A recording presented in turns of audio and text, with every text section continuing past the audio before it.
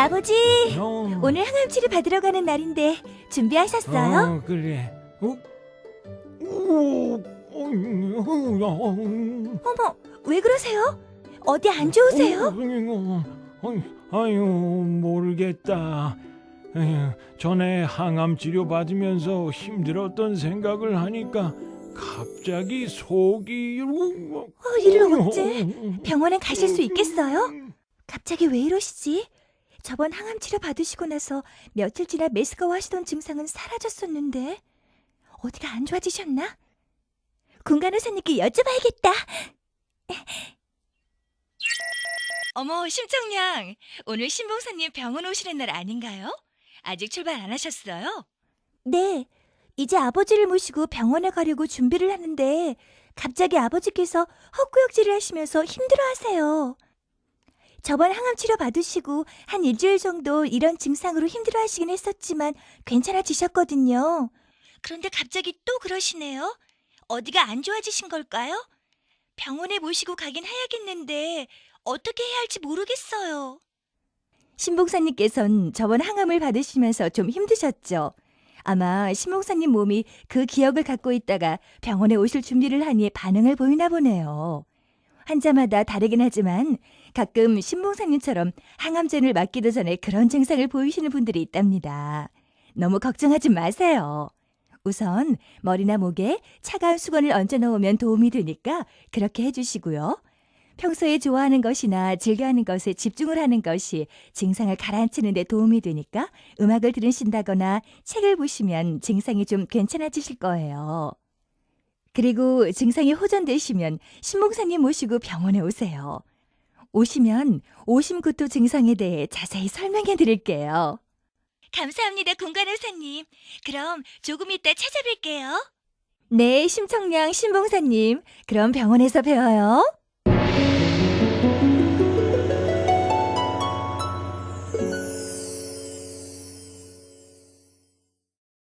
선생님, 보통 속이 메식거리고 구역질이 나는 것은 항암 치료를 받으면서 나타나는 증상으로 알고 있는데요. 저희 아버지처럼 치료 전에도 이런 증상이 생기는 경우가 있나요? 이런 증상은 왜 생기는 건가요? 항암 치료는 암을 치료하는 매우 중요한 방법입니다. 그러나 항암제는 암세포를 자라지 못하게 하는 동시에 구토를 조절하는 뇌 중추와 위점막에도 영향을 주어 속이 메스껍고 구역질이 날 것 같은 느낌이 들며 토하는 증상이 나타날 수 있습니다. 이를 의학용어로 오심과 구토라고 합니다. 그렇다고 모든 항암제가 오심과 구토를 유발시키는 것은 아니고요.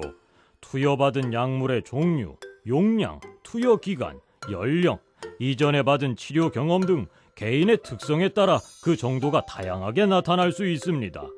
증상이 나타나는 시기 또한 항암제 투여 즉시 나타나시는 분도 있고요. 몇 시간 만에 나타나기도 합니다.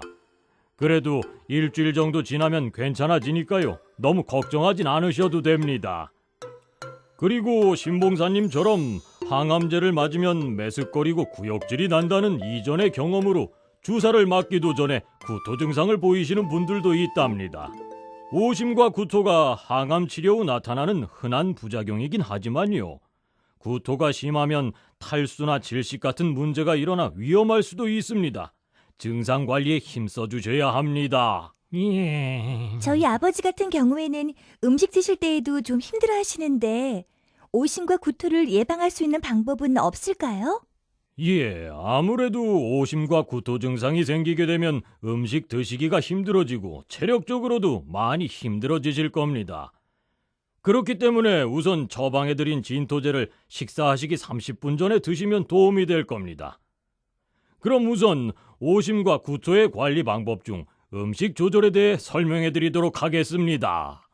예, 선생님. 오심과 구토가 있을 때는 음식이나 음료수를 강제로 섭취하시지 말고요. 음식이 정 먹기 싫으실 때도 억지로 먹지 않는 것이 좋습니다. 그리고 요리 시 음식 냄새로 오심과 구토가 더 심해질 수도 있는데요. 이런 경우 음식 냄새가 덜 느껴지도록 환기를 잘 시켜주시거나 넓은 곳에서 식사를 하시는 것이 좋습니다. 뜨거운 음식은 냄새가 더 많이 나므로 차거나 미지근하게 해서 먹는 것이 좋고요. 냄새가 심하거나 지나치게 단 음식, 짠 음식, 기름진 음식, 양념이 강한 음식은 피하시는 것이 좋고요. 대신 미숫가루, 죽과 같은 담백한 음식, 마른 음식, 오이와 같은 신선한 야채, 과일, 시원하고 맑은 무가당 음료는 상태를 호전시키는 데 도움이 됩니다.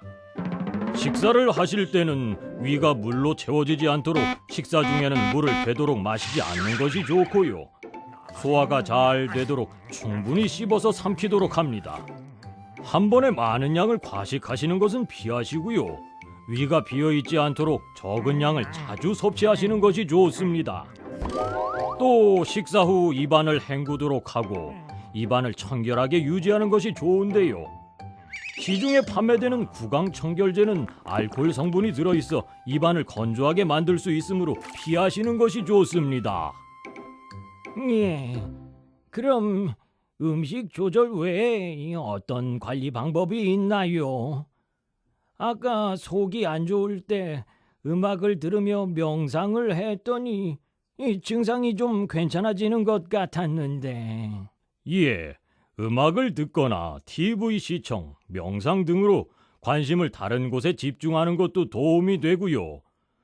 눈을 감고 숨은 천천히 들이쉬며 기분 좋았던 때를 떠올리는 것도 도움이 됩니다. 속이 메스꺼릴 때는 잠을 자는 것도 좋고요.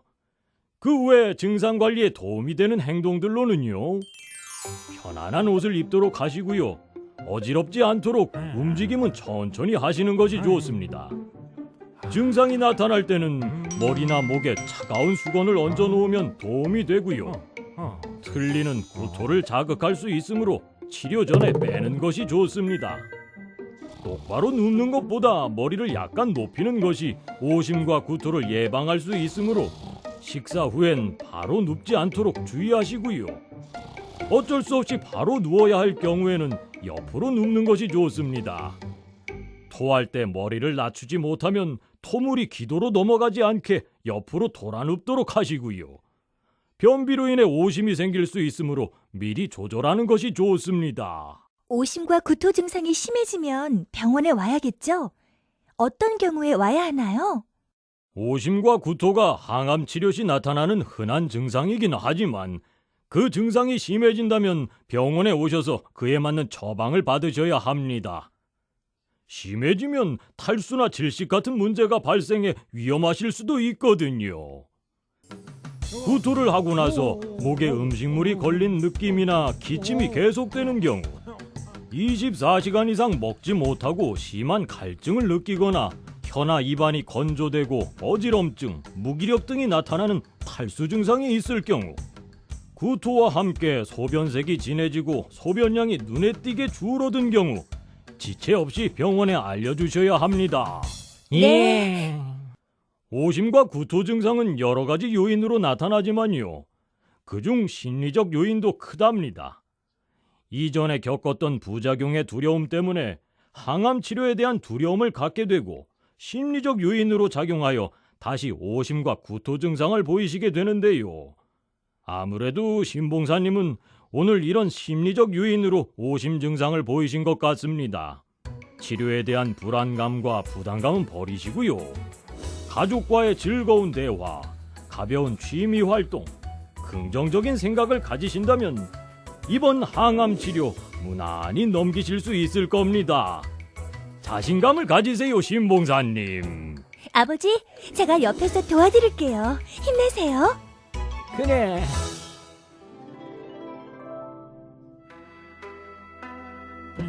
아버지, 뭐 하세요? 명상 중이세요?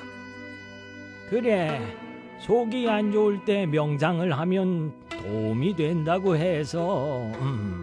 근데 이거 하다 보니까 이 마음도 편해지고 좋구나. 청아, 너도 한번 해보거라. 네 자리도 마련해놨다. 네? 저도요? 이거 정말 마음이 차분해지는데요. 이제 저도 아버지랑 같이 꾸준히 해봐야겠어요.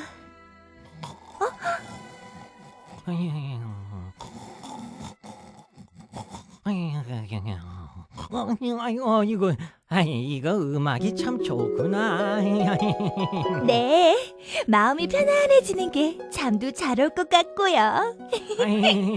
아니야, 나 좋은 거 아니다.